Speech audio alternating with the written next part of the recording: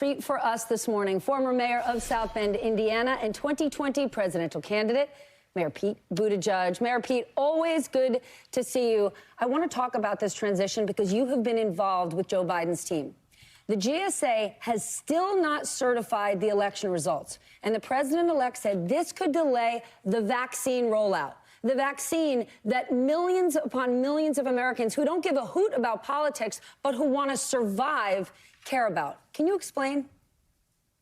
Look, this is one of those moments where no matter your politics, no matter your party, you want the incoming president to succeed, because the president succeeding means the country succeeding, especially on something as life or death important as distributing vaccines. There is no good reason to stand in the way of this information, these briefings, the planning being coordinated between the outgoing Trump administration and the incoming Biden-Harris administration. Each passing day that they hold this up is a day when lives and livelihoods are at risk. And it's unfortunately the sort of thing we've come to expect from this White House. But there is no earthly reason for them to keep doing this. And I think that's why you're continuing to see a lot of typically conservative voices around the United States saying, hey, face up to reality and get to work.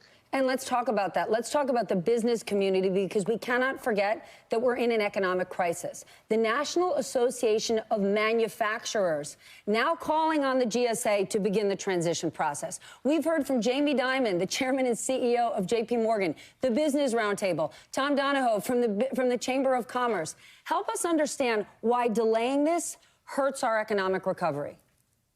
Okay, so the bottom line is uncertainty is bad for the economy. Now, there's no uncertainty over who the president-elect is going to be. There's no uncertainty that Joe Biden will put his hand on a Bible on January 20th, take the oath, and become the president of the United States. But there's a lot of uncertainty now over whether this transition will be well managed, and that does have a very real, very specific cost.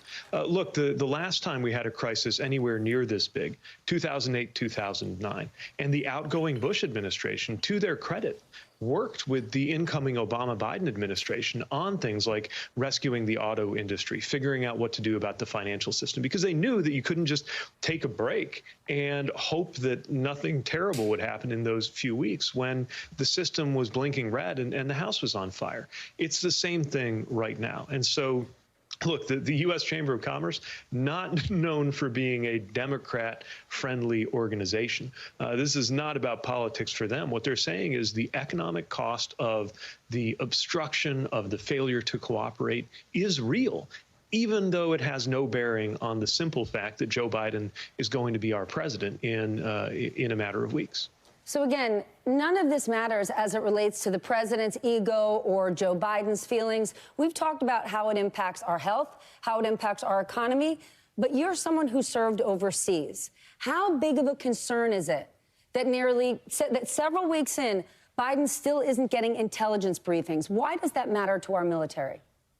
Well, it's a huge concern because you need to be able to prepare for the threat streams that the country faces. The intelligence community and the military, with no regard for politics, is out there doing the work of making sure day by day that the president is briefed on everything that we're going to face. And some of these things you need some advanced planning on, not to mention the fact that, as the president-elect is forming his worldview of how he's going to engage with countries and different organizations around the world, some of the world leaders who are reaching out to him, there may be some things about what those world leaders are up to that the president-elect ought to know.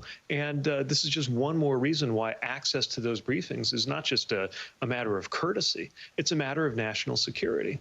Let's talk about, again, opening the door to that. None of this is going to change the outcome of the election. The election's been decided. This just seems to be an exercise in trying to somehow protect the outgoing president's ego, and that's not worth undermining U.S. national security. Okay, but this exercise designed to protect the president's ego doesn't come cheap. The one thing we know about legal battles, they're massively expensive. Of the 30 legal fights the president has already launched, 19 have already failed. He's out there raising millions of dollars from his supporters to keep this nonsense fight going. But Joe Biden has to do the same. How is he covering this? Does he have to keep a fundraising effort for this nonsense legal battle? That's right. This has a real cost, and it's why fundraising has to continue. Just because these legal cases are without merit doesn't mean that you can fight them without resources. If there's a silver lining to this, though, it's that each time they go to court and get beat, it makes clear that their arguments have no merit. Remember, the great thing about a court of law, unlike some of these social media spaces or other media spaces where the president has thrived, in a court of law, you got to actually bring evidence, and they don't have any.